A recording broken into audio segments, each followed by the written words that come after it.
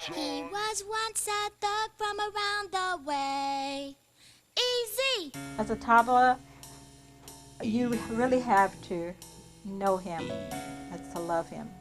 He was really a nice child. He was very sweet, and he was always active, and he just was a jolly child. He was really happy. Well, you know, one thing, I never really thought that it would go this far, but he always, wanted to do something great. You are now about to witness the strength of street knowledge. We interrupt this concert to bring you a special bulletin. Eazy is now a fugitive wanted by the local authorities. Eazy, we have to build this around. There is no escape. I repeat, there is no escape. When you're black out.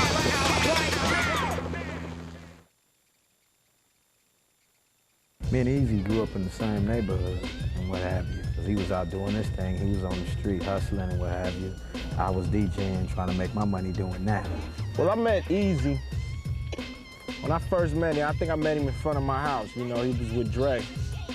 And, Dre used to tell me about all the stuff they did together, you know what I'm saying? The parties and stuff Eazy and Dre used to do, before the Wrecking Crew and stuff. When I first met him, it's like we grew up together, you know what I'm saying? He stayed like right around the corner. And he was like my older brother age, you know what I'm saying? And it's like, he was the man, you know what I'm saying? The neighborhood hustling, you know what I'm saying? He was doing his thing, he was like the man, you know what I'm saying? I actually never heard of him, never knew him, because he wasn't a rapper or anything. He was from a different side of Compton. And I was on this side of Compton, so, I never knew him. Dre knew him because they stayed in the same neighborhood. So Eazy was always a cool little nigga, he would always come around and just be in the background, we knew he had a little paper just by the way he dressed and just his aura, and he wanted to get in the game. I decided to go find a couple of artists to rap, over some of the tracks that I had. And I needed some money to go into the studio. And there was only two people that I knew with that kind of money that would be willing to invest into something that some idea that I had. One was Eazy, the other was Laylaw. N.I. and NWA, we go back before music, before the first record was released as an NWA or Eazy thing, anything like that. I knew Dre. Dre stayed down the street with his cousin and or whatever. He used to be there. Through that relationship, I met Eazy. I called Eazy and Laylaw over, sprung the idea to him like, yo, let's make a record, let's do a company, the whole, and let's put it together. So Eazy was with it, because Eazy always did music and what have you. We used to make our little tapes in the back of his house and everything. I knew Cube, and I liked the way Cube wrote, so I asked him to write a song. His group was like that. You from LA, we from New York. Ain't nowhere in the world is a LA dude supposed to write New York rappers' rhymes, and it was a big argument. And the song was called Boys in the Hood. So Dre told Eazy, won't you do it? So it's just me and Eazy sitting in the studio. So I'm like, yo, man, won't you just say these lyrics down over this track, right? And he's like, man, I can't rap, man, I can't do that. I'm like, just do it. Put your glasses on, cut the lights down, let's do it. Eazy was like, I ain't no rapper, so it took him about 3 days to convince him to do it. And it took about 3 days for him to actually do it too, because, Eazy wasn't tight as he was, of course. He was kind of loose, real loose. Straight amateur. And we worked with him the whole way through it. Boys in the Hood is what came out. Cruising down the street in my 6'4", jocking the freaks, clocking the dough. Went to the park to get the scoop. Knuckleheads out there, cold shooting some hoops. And what we did was went around and left one record at all the record shops and a card. It was a card to Eazy's pager. Actually, the card wasn't to Eazy's pager. It was to my cousin's house that lived by Cube. So people would call her and order the records, right? It's like, yo, I need a box. So she would page us and say, yo, they need a box over there on Florence, you know what I'm saying? So we shoot over there on Florence, drop the box off, come up like that. The record somehow, just exploded, you know what I'm saying? One of the reasons why it exploded was because of Greg Mack of the K-Day. It was a radio station out here at the time called 1580 K-Day. I thought it was good because I'd heard it before. Actually, they had already been selling it as cassette tapes. So it was all over town in the streets and cassette tapes. So I told him, I said, look, it's a decent song. Why don't you just clean up the lyrics? And then we'll give it a shot. And so Dre and Eazy went back, I think it was like a day or two later. We had a whole different version, but it was a clean version. Put it on the air, and it just blew up. In the meantime, while we were selling the Boys in the Hood records, I was still DJing, you know, making like $50 a week DJing. You know.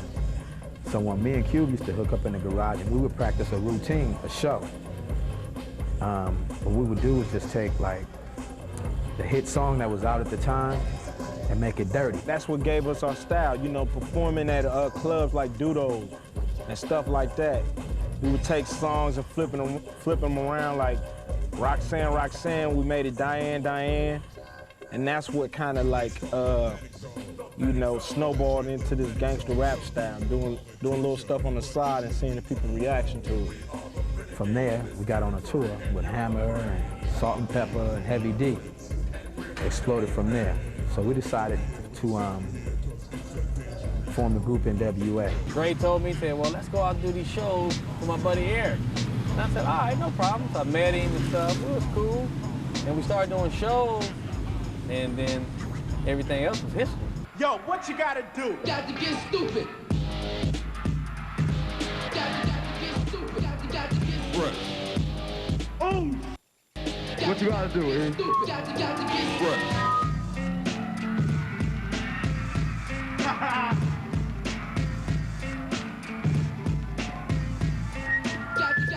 Fresh. Yeah! Make some noise for Eazy, motherfucking E. Compton's in the house. When we put this tour together, everybody was scared to go, you know what I'm saying? They didn't want to hang with like us. I don't know why. What's up, Ren? Maybe it's because of where you from, man. Tell them what you are. I'm down when I'm stomping. Now tell them where you're from. Motherfucker coming straight out of Compton. Crazy motherfucker named Ice Cube. From the gang called with attitude. We went out on tour. Records was just selling. You know what I'm saying? We'd be in one city, there'd be like the record is gold. Then another city, the record is platinum. You know what I'm saying? Then another city, you got so many more to go, be double platinum. You know what I'm saying? With me. So when I'm in your neighborhood, you better duck. Cause Ice Cube is crazy as as I leave, believe I'm stomping. But when I come back, boy, I'm coming straight out of Compton. We really just thought we were blowing up when we went on tour and the contracts came about. I had been involved with a couple of the early rap records that had success. I was managing a group called the World Class Wrecking Crew through a guy named Alonzo Williams. So that's how I met Eazy. He played me a couple of tracks, played me a track called Boys in the Hood, which I thought was probably the most important record that I had heard since the beginning of rock and roll. The all-star group is all of us, me, Dre, Ren, Ice Cube, and mine is me, solo. That's my album. It's by myself, solo. We make our records based on stuff that's happening where we live, you know. Everybody grew up in the street. Everybody know what's going on. That's explaining how it is with us. You know, where we're coming from. Not Beverly Hills or nothing like that. That's explaining how it is in Compton. Eazy and NWA dropped their first record. The music business, the streets had changed dramatically, okay? The streets had went from being cool to being very hostile and very violent. And Eazy them created the soundtrack for the streets. Everything you hear on our records is true. Like we got a real controversial song coming out called F the Police. It'll be out in January. What is that talking about? Well, self-explanatory. The police. For no reason at all, because you black, you got a little bit of money. And we getting back at them. Beepers, all police ain't bad police. It's like 90% of them. You know, and we're talking about that 90%. Sometimes I want to kick the shit out of them because they've been having me face down. Want to kick the shit out of them. Since you've been in the music business, have you had? Probably 9. This letter had come in from the FBI, and I was asked to deal with it, handle it, or whatever. And at the time, this was the first time we'd ever really seen, you know, the federal government or a police organization or whatever go after a rap group that we know of and come out and actually take credit for it. The federal government is not supposed to intimidate, suppress, or in any manner stop the dissemination of constitutionally protected material. And if anything ever was in the history of rap music constitutionally protected, it had to have been the song The Police. I later asked Eric about it, and he just thought it was hysterical. He thought this stuff was like funny. I think he was amused that people thought it was so important what he did and what he thought. I think that amused him. He was terribly amused. He had dinner with the president. He just thought it was the most funny thing in the world that he got to have dinner with the president. No, I wouldn't know I was having lunch with Bush. It was that I'm on this, these things called Athletes and Entertainers for Kids, Make-A-Wish Foundation. I give a lot of donations to different organizations. So what they did is they picked my name off giving donations, and they sent me an invitation to come down there. An invitation said, we want to invite you to the Republicans Party. I'm not no Republican, you know. So I went down there. When we went down there, as soon as I got off the plane, you had CBS, CNN, and all these people like Eazy, gang member, drug dealer, and all this, you know, comes down here to the president's luncheon and all that, you know. And they just blew it up. Basically, what I did is I paid $1,500 for $1 million worth of press. Above all, Eazy was the consummate businessman. He understood power, he understood marketing, he understood control. He was very Machiavellian. You know, for Ruthless, in the early days, Ice Cube verbalized, Dre musicalized, Eazy conceptualized, and I financialized, and that's what Ruthless was. If anyone thinks that someone beside Eazy-E ran that company, then it was someone that really didn't know Eazy-E. I learned a lot from Eazy. I learned a lot about business. I learned a lot about, you know, you don't have to transform yourself to be a good businessman. You don't have to put on three-piece suits. And you can just kind of like be yourself.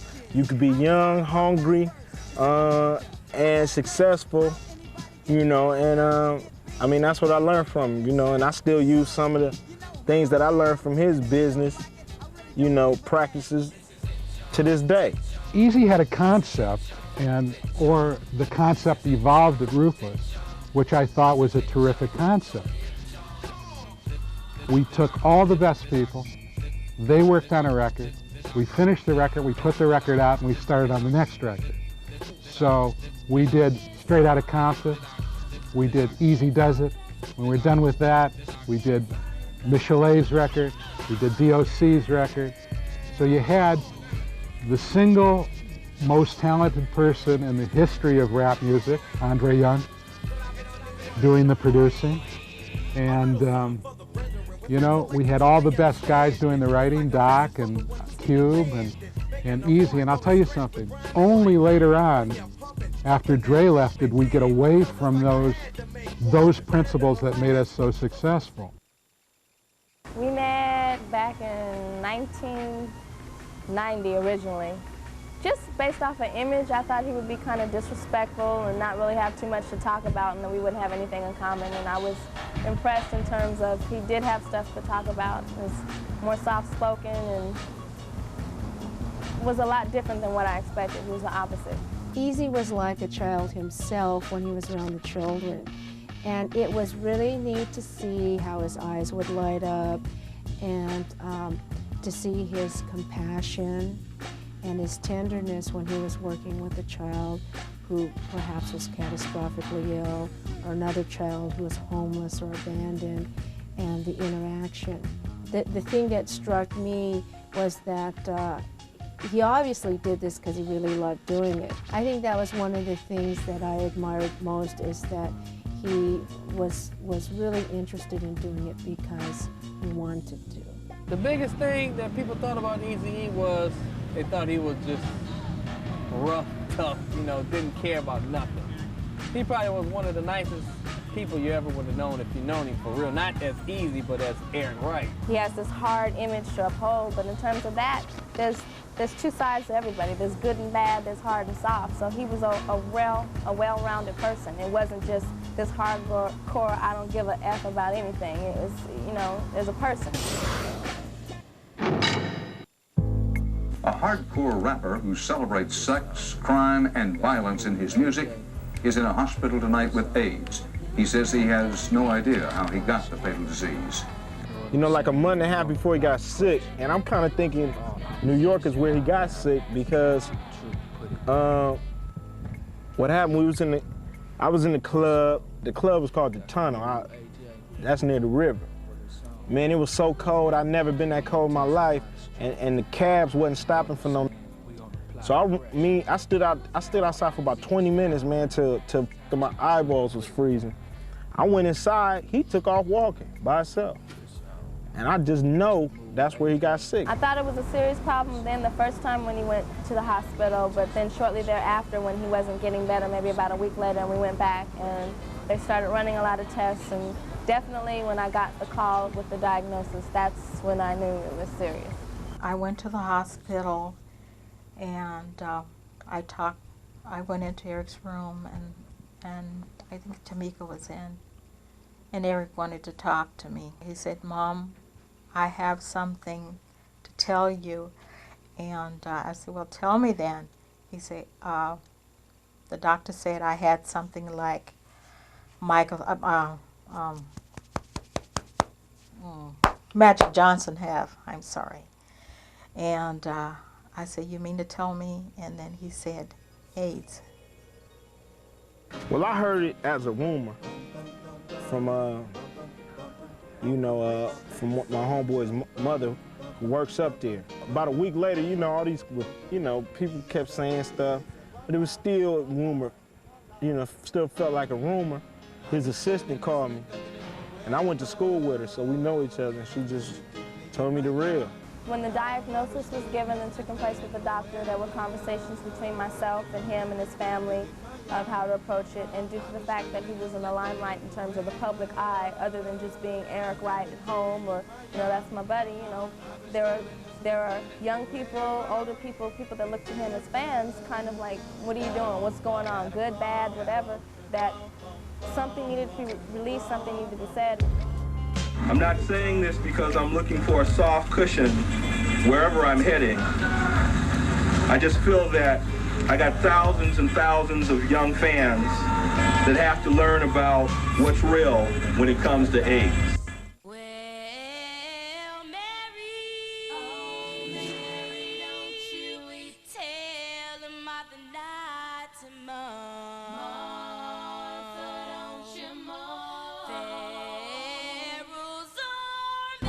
I think Eazy's death changed not only me, but so many people in the community, black community, whatever community, in the ghetto rather, about AIDS, and letting you know that not just the people way up here can get it, but the people down in the streets can also get it. It's something that is real, it's something that is out there, and other than just Eric dying from the disease, there are lots of other people, millions of people that are dying from the disease every day and that are suffering from it. I always knew that was some not to f with, and I always knew, even in my young stupid days, when I was a youngster, I took pride in strapping it on, you know what I'm saying? And, Eazy was a little more free with himself than that, you know what I'm saying? He said live it to the fullest, and that's what he did, so I couldn't really shed no tears for Eazy because he's he done lived life to the fullest, you know what I'm saying? He's been on the bottom all the way up to the top. He lived it how he wanted to. This year is its 10th year anniversary, and letting people know what the company stood for, bringing it in a more positive light to show that it was more than a glorified production company, that it was a label that it broke and made its mark as a gangster rap label, but it's a bona fide label that had R&B, that had other rap acts, that is here to service. It is still that open door opportunity for a lot of urban people and young people that want to get into the industry. It's here. It's been here 10 years. It's a life. It was an idea, and it's a dream that came true, and it's still living, and it's still alive. It's 99 is where you find us like a million. Put some life back into the rap game, you know what I'm saying, when he came from the police all the way to putting us in the game, you know what I'm saying, he kept the eras going about the game. It ain't easy, it's work. He taught us how to handle the work, you know what I'm saying, how to watch out for the shiestiness and just how to be humble. It's plain and simple. If Eazy, you know what I'm saying, wouldn't have been there for us, we wouldn't be here right now. You know what I'm saying, he gave us our chance, you know what I'm saying, just like we've been saying, he gave us our walking shoes, we ran with them. You know what I'm saying, point blank. Much love, Eazy, rest in peace.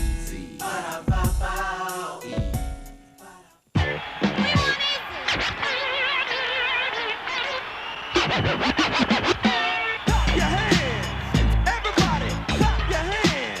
Come on, put your hands together and clap. Now can y'all say easy? Come on, say it. Easy. Everybody, come on. Easy.